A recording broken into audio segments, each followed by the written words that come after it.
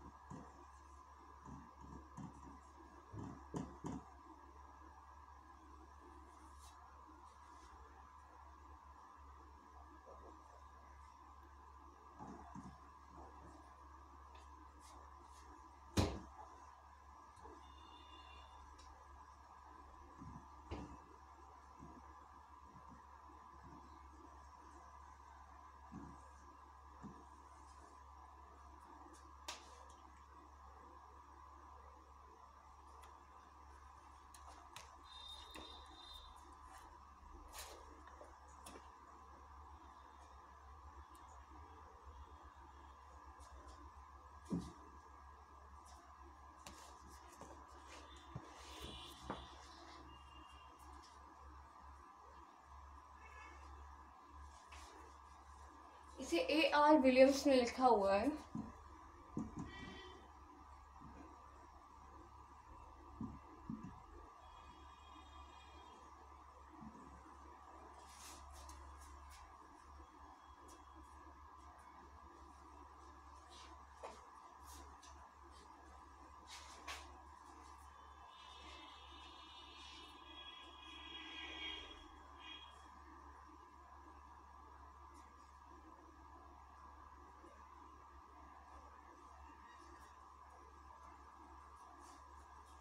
We were on the page number 23.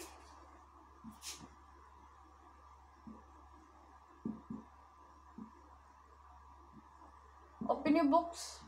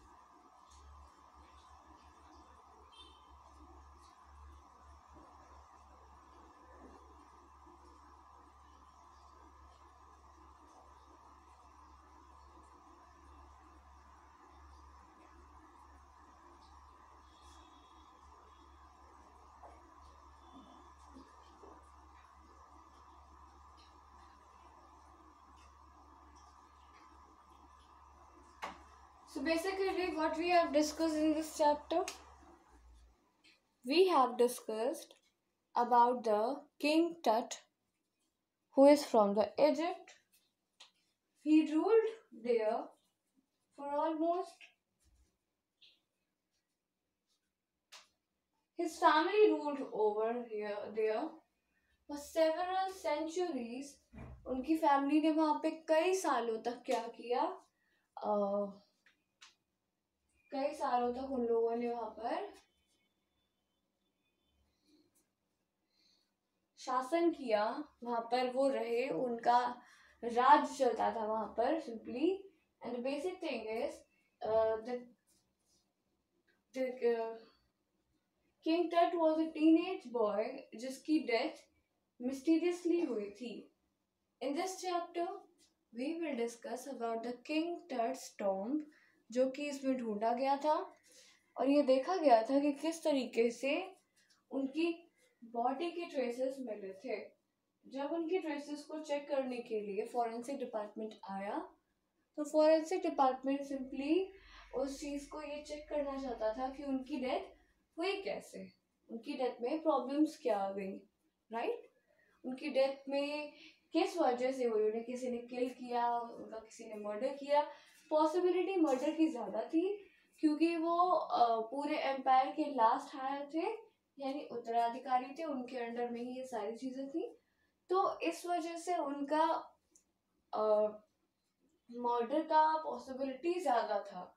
पर फिर भी ये जानना एक्यूरेटली ज़रूरी था कि उनकी डेथ किस तरीके से हुई है।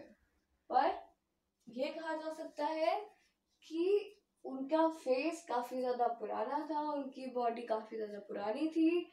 इस वजह से ये एग्जैक्टली हम अज्यूम नहीं कर सकते थे कि उनकी डेथ किस वजह से हुई है, राइट।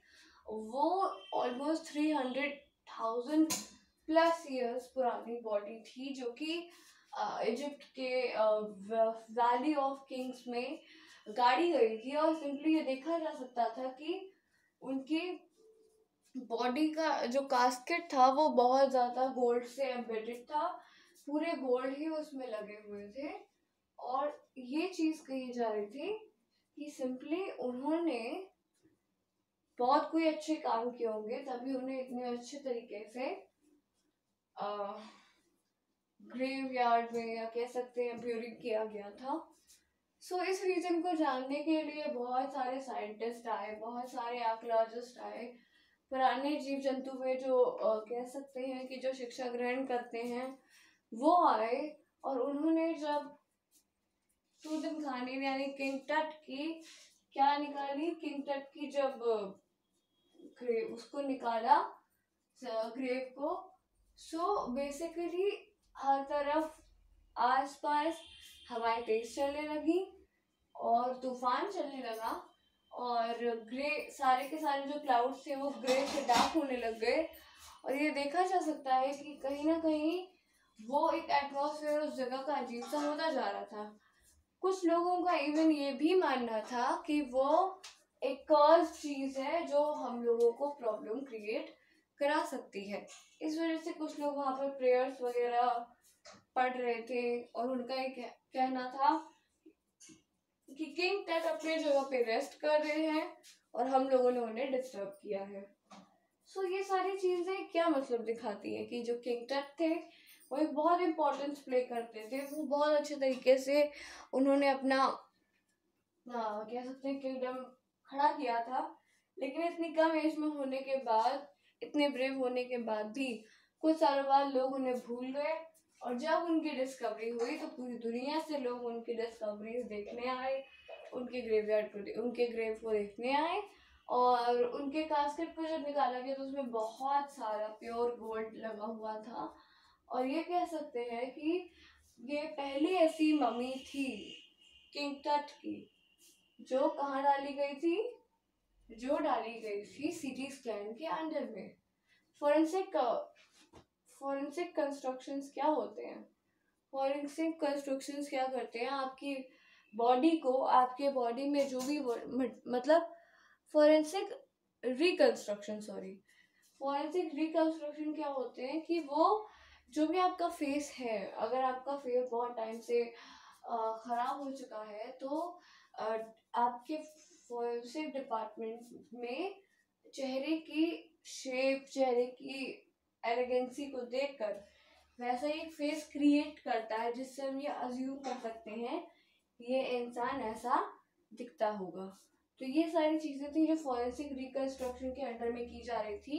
और ये पहली मम्मी थी जो कि सीटी स्कैन के अंडर में डाली गई थी। ओके, सो यहाँ तक हम लोगों ने डिस्कशंस किए थे in the previous video.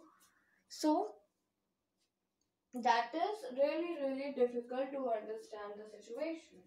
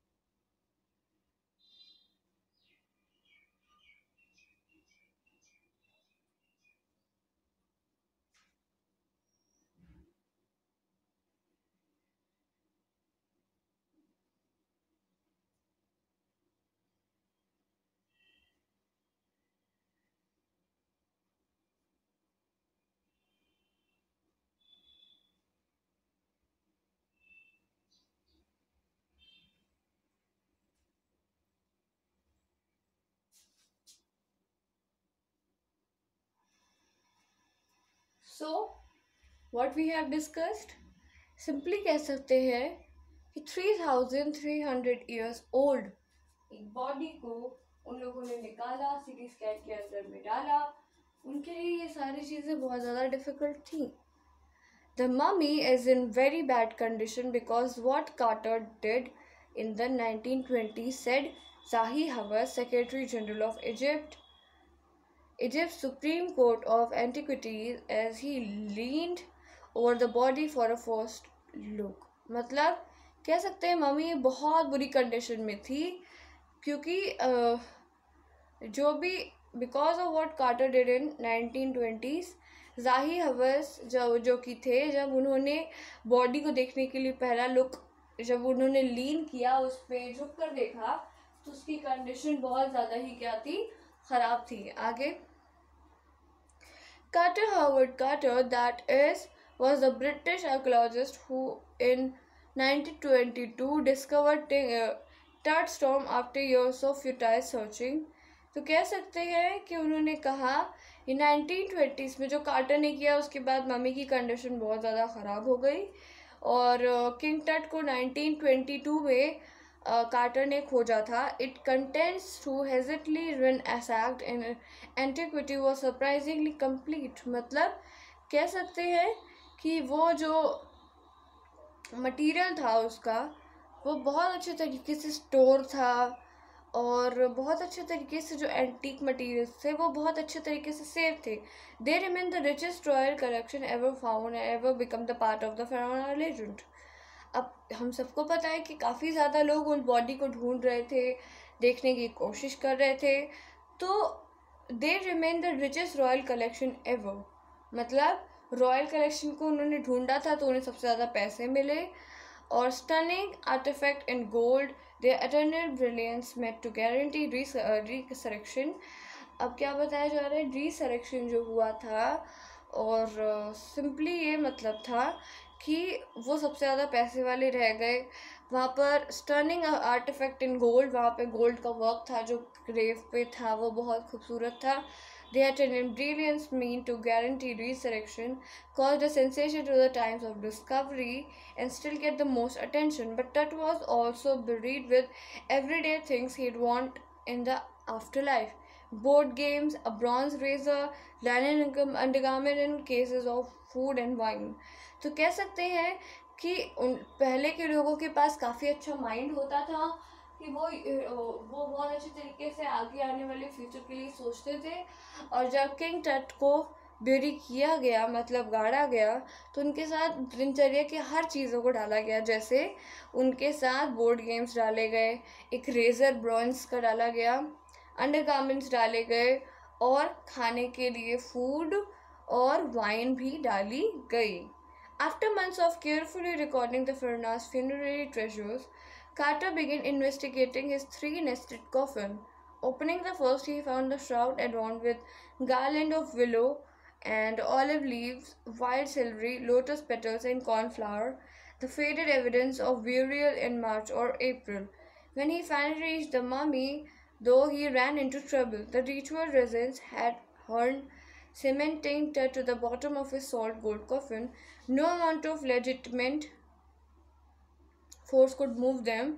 Carter wrote later what was to be done. मतलब कह सकते हैं कि कुछ महीनों बाद केयरफुली रिकॉर्डिंग में जब उन्होंने फ्यूनररी ट्रेजर्स का ये मतलब है कि जो भी बॉडी थी उसके बारे में पता करना था। जब कार्टर ने इन्वेस्टिगेट करना शुरू किया तो 3 कॉफिन्स निकले। पहले वाले में उसे कुछ क्लोथ की लेंस मिले जिसके अंदर फूल थे, ऑलिव लीव्स थी, ऑलिव की पत्तियाँ थी, सेलरी थी, सेलरी मतलब कह सकते हैं घास फूस टाइप की चीज़ होती है, लोटस की पंखुड़ियाँ थी, कॉर्नफ्लावर था, और ऐसा लग रहा था कि वो मार्च से अप्रैल के बीच में ही उसे रखा गया था।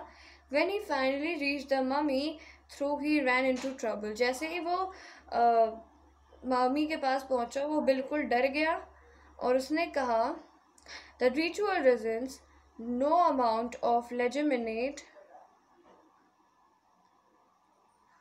मतलब कोई भी फोर्स उसको मूव नहीं कर सकती। Carter wrote later what was to be done, मतलब अब क्या करना चाहिए उसके बारे में ये चीज़ उसने लिखा।